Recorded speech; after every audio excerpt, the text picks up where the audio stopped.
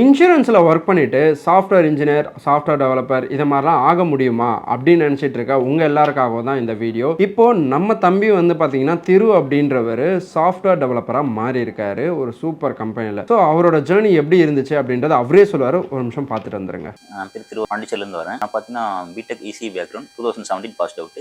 2017 அப்புறம் 3 இயர்ஸ் நான் ஐடியில் ஒர்க் பண்ணிட்டு இருந்தேன். நான் ஐடியில் சரியான கரியர் க்ரோத் இல்லை. ஸோ அந்த டைமில் என்ன பண்ணலாம்னு யோசிக்கும் போது நான் வெங்கட் சார் வீடியோ பார்த்துட்டு சார்கிட்ட வந்து கைடன்ஸ் கேட்கும்போது சார் என்கிட்ட ஃபுல் ஸ்டாக் ரெஃபர் பண்ணாங்க. காஷ் இன்ஃபோடெக்ல சேர்ந்தேன். நான் ஐடில இருந்து நான் ஐடி எம்ப்ளாயா மாறிட்டேன். ஸோ ஃபேமிலிக்கு இன்ஃபார்ம் பண்ணும்போது பயங்கர ஹாப்பியா இருந்தாங்க. காஷ் இன்ஃபோடெக் நீங்க படிக்க வந்தா என்ன ஸ்பெஷல்னு கேட்டீங்கன்னா, வாரத்துல 6 நாளும் நீங்க இந்த கம்பெனி ஓனர் கிட்ட படிக்க போறீங்க. அவர் தான் உங்களுக்கு டீச் பண்ண போறாரு. இவரை பத்தி சொல்லணும்னா HCL ஆஸ்திரேலியால ஒர்க் பண்ணவர் 10 இயர்ஸா மைக்ரோசாஃப்ட் கிட்ட வந்து பாத்தீங்கன்னா அவார்டு வாங்கின ஒரே தமிழனும் இவர் தான். அமேசான், இன்டெல், IBM அப்படின்னு ஏகப்பட்ட சர்டிபிகேஷன் பண்ணி வச்சிருக்காரு.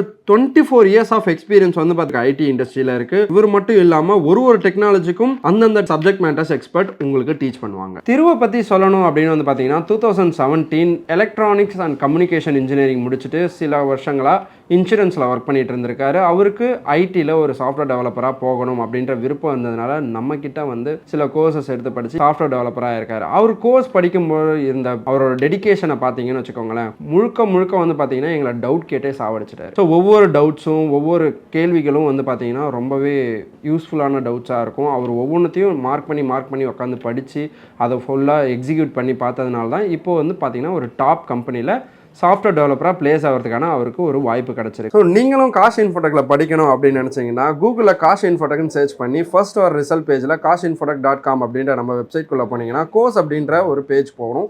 அந்த பேஜ்குள்ளே நம்ம என்னென்ன கோர்சஸ்லாம் லிஸ்ட் பண்ணியிருக்கோம், நம்மக்கிட்ட என்னென்ன கோர்சஸ் இருக்குது, அதில் என்னென்னலாம் டாபிக்ஸ் நம்ம கவர் பண்ணுறோம், அதுக்கு எவ்வளோ மந்த்ஸ் டியூரேஷன் எல்லாமே நம்ம கொடுத்துருப்போம். அதில் கீழே கொஞ்சம் ஸ்க்ரால் பண்ணி வந்தீங்கன்னா அப்ளை ஃபார் கோர்ஸ்னு ஒரு ஃபார்ம் இருக்கும். அந்த ஃபார்மை நீங்கள் ஃபில் பண்ணுறது மூலமா நீங்கள் ஈஸியாக நம்மக்கிட்ட கோர்ஸ் வந்து எடுத்துக்கலாம். அதே இதில் இன்டர்ன்ஷிப் அப்படின்ற பேஜ் இருக்கும்.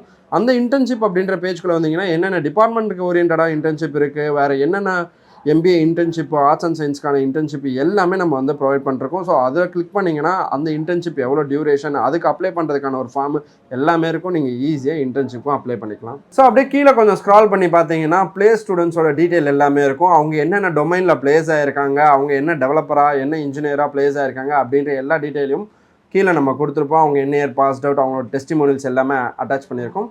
என்கிட்ட படிச்சு நேர்மையா வேலைக்கு போன 1000 மாணவர்கள் தான் நீங்க பார்த்துட்டு இருக்கீங்க.